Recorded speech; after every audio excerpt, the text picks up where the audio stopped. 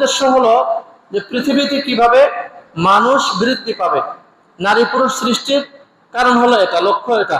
বিবাহ শাদীর অন্যতম উদ্দেশ্য হলো যে আদম সন্তান বৃদ্ধি করা। এই জন্য হাদিসের মধ্যে আসছে, আল্লাহ নবী সাল্লাল্লাহু আলাইহি ওয়াসাল্লাম বলছেন যে নারী অধিক সন্তান দেয় এমন নারীকে তোমরা বিবাহ করো। তো অধিক সন্তান দেয় যে নারী, তাকে বিবাহ করবো কেমনে? একজন নারী, কুমারী নারী, সে তো আগে সন্তান দেয় নাই, তো কেমনে বুঝবো যে সে অধিক সন্তান দেয়? দেখো তার মা, খালা, তার বোন, ফুফু, এরা কেমন সন্তান দেয়, এদের সন্তানাদি কেমন, বেশি না কম? আমরা গরু কেনার সময় খেয়াল করি যে বছর বিয়ে নেই না 2 বছরে বিয়ে, তাই না? বছরে বছরে বিয়ে না 2 বছরে বিয়ে, বিয়ে বোঝেন না? বছরে বাচ্চা দেয় না 2 বছরে বাচ্চা দেয়, মানে কতদিন পর পর বাচ্চা দেয়, এই বাচ্চা ধারণ মানে কেমন, এর মা কেমন বাচ্চা দিত, এরকম আমরা খেয়াল করি, তাই না?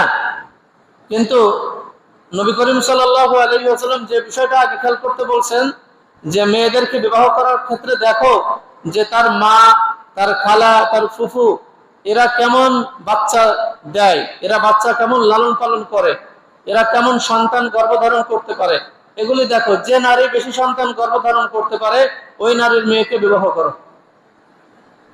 কেন? বিবাহের অন্যতম উদ্দেশ্য হলো সন্তান, মানুষ বৃদ্ধি করা। মানুষ কি করা? বৃদ্ধি করা। এজন্য এখন বললে অনেকে হাসে সমস্ত কথাগুলি, হাসির তো কোনো বিষয় না। বিবাহের উদ্দেশ্যটাই কি? অন্যতম একটা উদ্দেশ্য হলো সন্তান, মানুষ বৃদ্ধি করা। ফাইন্নি মুকাসিরুন বিল উমাম, আল্লাহ নবী সাল্লাল্লাহু আলাইহি ওয়াসাল্লাম বলছেন যে কিয়ামতের ময়দানে বেশি উম্মত নিয়ে আমি গর্ব করব। অধিক সন্তান নেওয়ার উদ্দেশ্য কি? আল্লাহ নবী বলছেন কিয়ামতের ময়দানে আমার উম্মতের দলটা যেন বড় হয়, এটা উদ্দেশ্য একটা। আল্লাহ নবী কিয়ামতের দিন, ইয়া আল্লাহ আমার উম্মত দেখো কত উম্মত, বুঝা শুনে? আর সারা বাড়ি 3 জন হইলো। নূহ আলাইহিস সালাম 100 বছর মানে 900 বছর দাওয়াতের কাজ করছে, মাত্র কয়জন তার উম্মত? আমাদের নবী 23 বছর মেহনত করছে, 1,24,000 তো রেখেই গিয়েছেন, বুঝা শুনে? তো এরকম এই উম্মতের দল বড় করার উদ্দেশ্য। তো আল্লাহ তাআলা আমাদের একটা বিধান আছে যে আপন ভাই মানে ভাই তার আপন বোনকে বিবাহ করতে পারবে না, সন্তান তার মাকে বিবাহ করতে পারবে না, ভাতিজি ফুফুকে বিবাহ করতে পারবে না, ভাগ্নে খালাকে বিবাহ করতে পারবে না, বাবা মেয়েকে বিবাহ করতে পারবে না, দাদা নাতিকে বিবাহ করতে পারবে না, নানা নাতিকে বিবাহ করতে পারবে না, মামা ভাগ্নিকে বিবাহ করতে পারবে না। তো এই যে বিষয়গুলি আছে, তো তখন তো মানুষই মাত্র 6 জন। তো বিবাহের সুরাতটা কি হবে? কথা বুঝছেন না সকলে? মানুষই 6 জন, 2 জন পিতামাতা আর 4 জন ভাই বোন, 2 জন পিতামাতা আর 4 জন কি ভাই বোন। এখন বিবাহের সুরাতটা কি হবে? তো আল্লাহ তাআলা আদেশ করলেন যে যমজ ভাই বোন বিবাহ করতে পারবে না। যমজ ভাই বোন কি?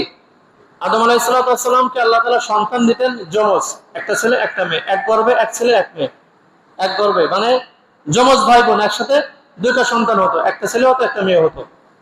ছাগলের যমজ বাচ্চা হয় না এরকম? আবার ছাগলের সাথে উদাহরণ দিলাম আপনার জন্য, তাদের সম্মান খাটো করার জন্য না, বোঝার জন্য। অনেকে আবার এটা টোল করতে পারে। ছাগলের সাথে উদাহরণ দিলাম কি জন্য? তাদেরকে ছোট করার জন্য না, বোঝানোর জন্য, যাতে বুঝতে সহজ হয়, এটা বোঝানোর জন্য। তো একটা ছেলে একটা মেয়ে এক গর্ভে হতো। তো আল্লাহ তাআলা আদেশ করলেন যে এক গর্ভের ছেলে আরেক গর্ভের মেয়েকে বিবাহ করতে পারবে, মানে যমজ ভাই বোন বিবাহ করতে পারবে না। একসাথে যে 2 জন হয়েছে এই 2 জনে বিবাহ করতে পারবে না। এই 2 জনের একজন অন্য জোড়ার একজনকে বিবাহ করতে পারবে। তো হাবিল যিনি ছিল, হাবিলের বোন ছিল একটু কালো, অসুন্দর, চেহারা সুন্দর ছিল না। কালো উদ্দেশ্য না, চেহারা সুন্দর ছিল না। আর কাবিলের বোনের চেহারা ছিল খুবই সুন্দর। তো মানুষ তো সাধারণত সৌন্দর্যতাকে পছন্দ করে, আল্লাহ সৌন্দর্যকে পছন্দ করে না। ইন্নাল্লাহা জামিল ইউহিব্বুল জামাল, যে আল্লাহ তাআলা সুন্দর, আল্লাহ তাআলা সৌন্দর্যকে পছন্দ করে। তো আল্লাহ যখন এই বিধান দিলেন, কাবিল কয় আমি মানতাম না। আমি কি মানবো না, আমার যে বোন আছে, আমার সহোদরা যে বোন, এই বোনই সুন্দর বেশি, আমি এটাকে বিবাহ করব। আমি হাবিলের কালো বোনকে, মানে অসুন্দর বোনকে, কুসরি বোনকে বিবাহ করব না। আদম আলাইহিস সালাম দেখলেন যে মুশকিল, সমাধান কি দেবো? আমি বলছি আমার কথা যেহেতু মানছে না, তাহলে আল্লাহ থেকে সমাধান নেওয়া হোক। আল্লাহ থেকে সমাধান কিভাবে হতে পারে? আদম আলাইহিস সালাম বললো, ঠিক আছে, তুমি যেহেতু তোমার নিজের বোনকে বিবাহ করতে চাচ্ছ, তুমি এক কাজ করো, তোমরা দুই ভাই কুরবানি করো। দুই ভাই কি করো? কুরবানি করো। যার কুরবানি কবুল হবে সেই এই সুন্দরী বোনকে বিবাহ করবে। তো আর আদম আলাইহিস সালামের বিশ্বাস ছিল যে আল্লাহ তাআলা ওর কুরবানিটাই কবুল করবে, যারটা মানে যার কুরবানিটা আল্লাহর বিধান অনুযায়ী হচ্ছে, অর্থাৎ